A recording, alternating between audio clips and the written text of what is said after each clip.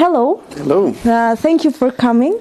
Hopefully we'll have a great interview, and I hope that you enjoyed your stay here in Tbilisi, as I know that you are leaving tomorrow. So thank you for making time for us. Amazing time here in Georgia, amazing people, amazing culture, amazing infrastructure and architecture. I'm really surprised, how developed the country is and how sovereign and proud it is at the same time. Great. So can you tell us and our viewers and supporters more about Liberland, like shortly the brief history of how it was created and what was the your motivation to do this? Yeah, for many years I was looking into changing the political landscape in Czech Republic, and at some point I was suggesting that Liberland or the Czech Republic should be a little bit more like Switzerland, and somebody told me that there is not enough Swiss people in Czech Republic, and that was a fair point, that there is not enough will to cut the taxes and cut the regulations, and I tried quite hard to educate people about it, but at some point I was just thinking maybe it might be easier to start a new country than to fix an existing one. So we start looking for territories which could be built up from zero, and we found this beautiful place on the Danube River, which was not claimed by any sovereign country for many years, and that there was nobody living there, so it was a very precious piece of land that nobody noticed. And in 2015 we went there and stick the flag and declared the creation of a freest and most deregulated country. And as I know, Liberland is not recognized by any official states around the world. So how do you see the future of Liberland? What are your plans regarding this case? There is quite a few recognitions already happening around the world. We signed a memorandum of understanding with Haiti. We got recognized by the parliament in Dominican Republic. I just came from the leadership of Republican Party. Literally met everybody important that matters in the US politics. We are heading for a conference in India, which is co-organized by the foreign ministry. So we have a very great case for recognition of Liberland, and we have already proven that Liberland is recognizable entity, even during the time when nobody was living in Liberland, which was very difficult diplomatically, but we managed to do it. And now, when there are people living 2 months already in the Liberland territory, our case is much easier. We've got much more open doors everywhere because we follow all the Montevideo criteria for statehood.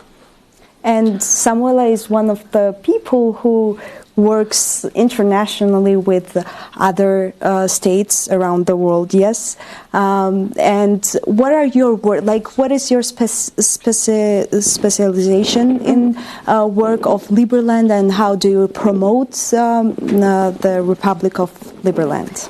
Thank you so much for your questions. I became the representative of Liberland to Georgia in July 2022, last year.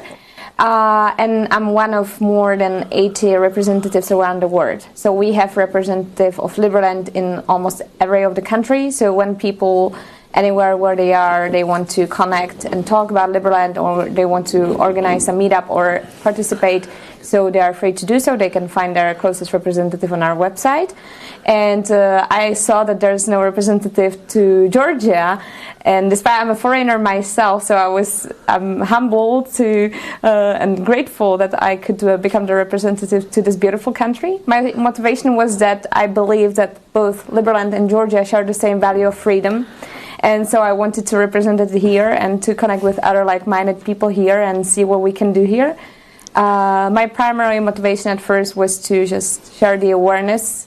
And of course, I'm happy that Vít finally came to the country. That's to me, I feel like a little child, finally getting the gift of having the highest person, the president, coming to the country. So that's amazing success.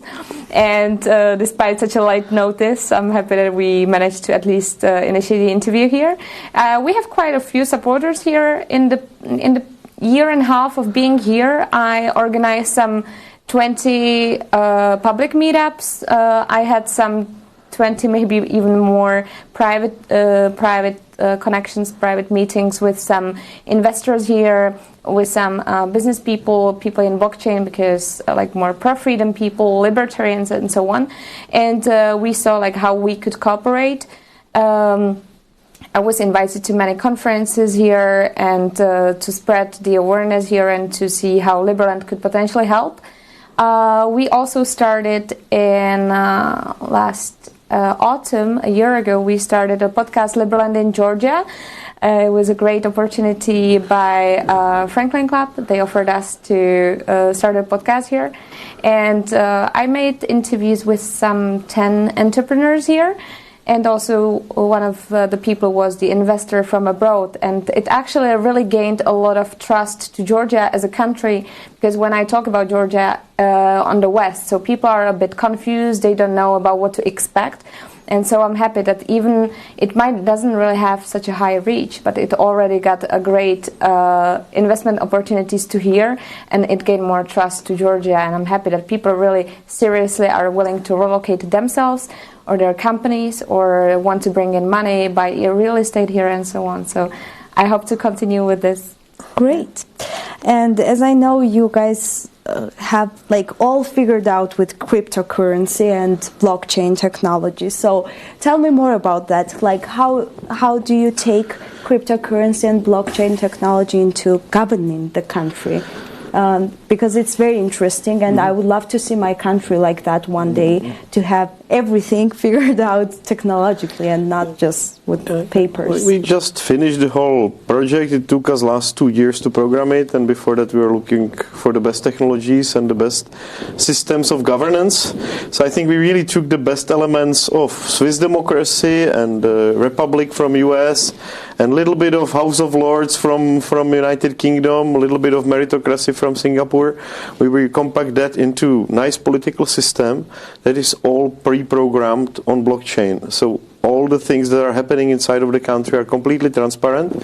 They're part of this single blockchain platform that manages everything from elections to budgeting to monetary policy to basically registries as well as the court system. Anything that you can think of has been basically already built. Well, not anything, because Liberland is only focusing on security, justice and diplomacy. We leave the rest to the private sector. But all these things that are crucial to have the infrastructure, IT infrastructure, were packed into one blockchain platform, which basically any citizen can run. And now, as of today, 20 citizens have the computer or server, and they're running the infrastructure, and each one of these servers is self-sustaining. All these processes are happening there, so even if somebody attacks 19 of these servers, there is still one running properly, it will still work. So our IT infrastructure of the state is completely decentralized, and our constitution and all our processes were already compacted into this blockchain platform. And you mentioned that you stand on three main topics: diplomacy, justice, and security. Yes. Can you please tell me more about justice? How do people are involved in this system in Liberland? It's my favorite topic. Thank you for asking. Actually, it was the last missing element that basically on the conceptual stage just became finalized, and the programmers have one more month sprint to finish this implementation on the blockchain. So we have taken some of the best ideas from international arbitration and turned that into this automated, decentralized system. And we have a very simple system. If you're paying taxes in Liberland, you become shareholder, you get merits.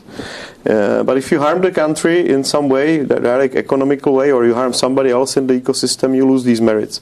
Oh. So these shares are basically your reputation, your accountability in the whole ecosystem. And that's funny because our execution of justice is very quick in Liberland. But on the other hand, it's very important for us that these courts are working as good as they can in assessing, for example, the damage that really people created to each other. If somebody steals 20,000 euro, for example, it's easy to calculate. Basically, that equals to now 10,000 merits, something like that. So that's a direct damage, for example, to the state budget. But if somebody hurts somebody, it's a little bit more difficult to calculate. That's why we have devised this system of courts and councils of courts that are also fully automated. So when you have a court case and you want to sue somebody, you go to this e-shop where you select your judge, you can see the conditions and his reputation, and you sue somebody. And if you guys agree on one judge, you have just one judge. If he doesn't respect that judge, he chooses another judge, and these two judges then select the third judge, and then they basically create like a triumvirate of judges, which decides the court case. And if so it's decentralized also. It's also decentralized, and anybody can apply for this. I'm very excited that one of the very highly respected judges from Georgia also likes the system, and cool. He's basically kind of retired already, and he said he wants to take part in this. So there might be also one of the initial constitutional judges might be from Georgia, which I'm very excited about. That's cool. We need honest judges here too, because we lack the independency of the justice system. I love that. I didn't know that three parts of Liberland that you work on, and I loved it very much. And like actually what you are saying about paying taxes, and you pay taxes, and that's how you get married, based what it's called, points. Yeah, basically. That's how we run our party. Yeah. Whoever supports us and pays for us every month, they're the ones who decide who will be in the parliament. And that's cool because we have done it here in Georgia. I love that, but what we could do, provide you a decentralized platform for running this, so it's completely trustless and running as a system. So, I mean, we have had this same system, but we haven't really used it for decision making. We have been very kind of centralized until now, but we're directly going to put this on blockchain and have full transparency, and that will give a lot of legitimacy to Liberland, because the first fully, properly elected Congress will take place. And I think it's also a time when it's a good idea to go to exchanges, because all these tokens will have a substantial value built by this whole ecosystem that we have created. Not just the land, not just the fact that there is 700,000 people that want to apply for citizenship, but literally that we are holding the key to first kind of ideal government, which might bring us, I hope, a lot of new citizens. That's cool. And you just mentioned that for the last 2 months, there are people living in Liberland. Yes. Tell me more about that. Like, what was the process before people lived there, and what is happening there right now? It was a lot of fun. It was 8 years of different adventures, mostly with Croatian border police that was ordered not to let us go inside of Liberland. So, we had a lot of different fun, and I think the most popular video now has 9 million views. From spring this year, Niko Omilana just decided he will stick the flag in the middle of the Liberty Island. Wow. And police tried very hard to stop him from going there and sticking the flag, because they're protecting it on behalf of Serbia, right? Oh, I think you showed me this. That's the fun part about Liberland, but again, there is nobody living there. Croatia doesn't claim it. It's a pristine piece of land where Serbia already said they don't mind creation of Liberland on this territory. So what basically Croatia did over these years, they bought us time to organize ourselves to the statehood level to basically finish this blockchain governance, and we have to be grateful to them, because they were protecting our borders for free for more than 8 years.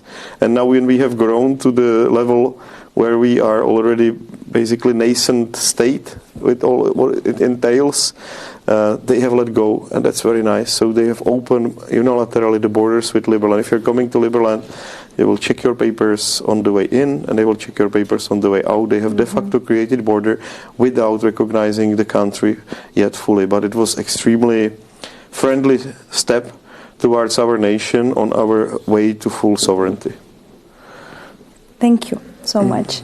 Samuela, please tell me about the citizenship of Liberland, because I just saw your passport and I was very excited to see your citizenship. So can you tell me about the process, the whole process, how you can get the citizenship, and then how you get the passport, and what is going on there? Okay, Vít, feel free to interfere to me, but I became the citizen. You can become the citizen if you sort of contribute to the country on a certain level. It's the same with, like, why should you, when we were talking about Liberland marriage, so why should you decide on the country future if you do not contribute to the country, right? And so also, why should you become a citizen of the country if you do not contribute to the country? And so some people contribute financially to get 5,000 merits to claim also the citizenship and to ask for the passport. Or they can contribute more if they want to. Of course, they're free to do so. And I contributed with my efforts on more like representative level. So as I mentioned already, I initiated a lot of meetings, I initiated a lot of great connections and shared awareness of Liberland. And I'm happy that I asked one day Vít if I may get a citizenship finally, and he agreed. So, by the way, if we had somebody like Samuela in every country around the world, Liberland would be already globally recognized 2 years ago. He says that I'm hyperactive. So yeah, like either you can be hyperactive and get Liberland citizenship. So that's how you get liberal citizenship. But the process is pretty simple. Like actually anyone who can join our community, we have more than 730,000 people registered on our website, liberland.org. And even more people know about the country, know about what we do. So these are just really people who went and actually registered on the website. And then you activate your account and you go through a pretty simple KYC, like you fill out your information. Sadly, you cannot be a communist if you want to join Liberland. Am I right? Like, we have certain conditions, like, yeah,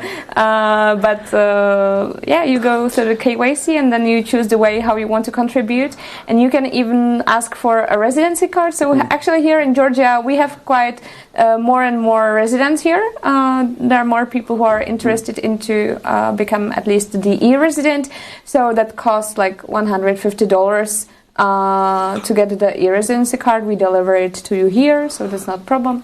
And it's pretty straightforward. Like I don't know what else to add. We have let me just add the fact that it's very easy to become citizen now by coming to Liberland for 25 days.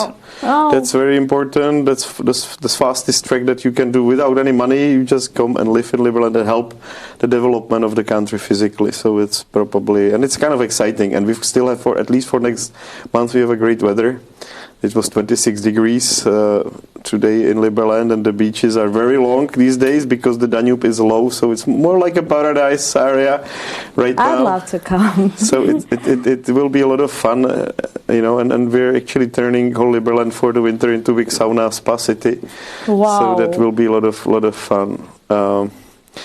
Anyway, you know, lots of fun libertarians. Yeah, that's what I like about it. You know, it's not just like theory anymore, but it's like practical things. And you know, a lot of fun also with the boats. We are bringing more and nicer boats to Liberland, so people can start marrying there. Wow. Birthday parties, you know, any type of other social events. We already have the infrastructure for it. And there is a boat that goes from Moháč, which is this famous city for this fight with the Turks many centuries ago, and then the boat goes down to Liberland. From Liberland it goes to Vukovar.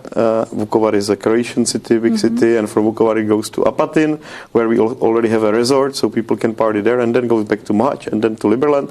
So there is also there is a nice infrastructure for people to visit and enjoy Liberland these days. I would actually add that since opening the borders with Croatia in August, so Vít was celebrating his 40th birthday there. It was a pretty short notice, but actually some 300 people from all around the world came to the island. There was a big boat party, and it was actually happening in 3 countries at once. It was a big party in Croatia, in Liberland, and in Serbia at the same time. Everyone celebrated their birthday. Okay, Samuel, now to go back to Girchi More Freedom and Liberland, we signed, actually we have this right here. Okay. We signed this manifesto last week, and can you tell me what this partnership is based on, and why are we so similar to each other, and what kind of opportunities do we have to learn from each other and to help each other? Well, I think that we will more like even see it as we go. But we signed a memorandum of understanding between me and you. We already are in touch for more than a year, so I'm happy that we got it happen. I think that what Liberland can bring is more awareness to your values, but also to Georgia as a country. And I love what you do here. And how you promote your values and libertarian perspective. To especially you focus to my understanding, you focus more on the youth here. And you do some great camps and so on. I would love to contribute. I would love to give a presentation on either Liberland, but even like libertarian values or how people can broaden their freedom. What are their opportunities? So we're totally happy to do this. If there will be opportunity to continue with the podcast, so we will be happy to do so, because I was very lucky with the network here in Georgia, and so it really helps the country. It's like a real thing. So I'm happy that it brings in more money, and we will see, I think, more if you will share along the way also what are some other needs of Georgia or of Girchi, more freedom especially. So we will be happy to help. Yeah. Thank you so much. And I want to finish this interview with you asking, what do you think about current situation in Georgia regarding politics? And what do you think that it's happening in this landscape? And what do you think Georgia will be in next 5-10 years? You know that we're now we're waiting for EU candidate status. Mm-hmm. We don't know if it's gonna happen because our government has been clearly pro-Russian, and Russian propaganda works in Georgia very well, especially in the generation of elderly. That's why we work with youth, because youth are people who are more libertarian, more free and more libertarian, but elderly, they're stuck in communist minds. So what do you think is the future of Georgia? Well, normally I don't comment on the political situation, but let me just remind you of this nice book 1984, which kind of is always about pushing you to be part of Oceania or this or that political bloc. I think the best way for countries to go forward is focus on freedom and be sovereign. And this is, I think, something that is my advice, but again, normally I don't give it. I stepped out of my traditional diplomatic position, but I know I know it works best, if you really rely on yourself, because power corrupts. And power corrupts ultimately, and the idea that somebody that is 8,000 kilometers, or I don't know, 5,000 kilometers away can govern you better than yourself is simply flawed. Yeah. And people should start think about it in this way. And I know it's very easy to fall for this. We have to be either with the red ones or with the blue ones. But what if you just simply go for your own thing? Mm-hmm. And I think Georgia has already proven it multiple times that this is a very prosperous, able to stand on its own heels country. So why just don't follow that path? Yeah, I also am. I think it's very well also described on the Sovereign Individual book. And it shows some great examples of other smaller nation states around the world. And you can see like Switzerland, you can see Monaco. But to me, this is like how I perceive Georgia. Since I came here 3 years ago, I think it's a country with a great potential. It incredibly evolved even in the past years. I know from some people it evolved a lot in the past, 20 years. It has a great potential. Oh, Singapore is another, like also small nation-state country, right? And I also believe in a great potential in sovereignty of Georgia, while keeping broadening its diplomatic relations. I think you have a great potential to do it. You're a very open-minded nation. You're very global, like people think globally. Young people speak 3 languages, oftentimes even more by default. That's very unusual. You have a really great potential, and I wish you to maximize it, use it at your maximum as you can. Thank you so much. Thank you. We finished like on a good note, I think, on a positive note. Thank you so much for visiting. I hope that our relations and cooperation will be deeper and deeper as we continue working on our libertarianism in our country and in Liberland also. I would love to have a citizenship one day. So love to have you as a citizen. Thank you so much. You sit with the right person here. Thank you so much.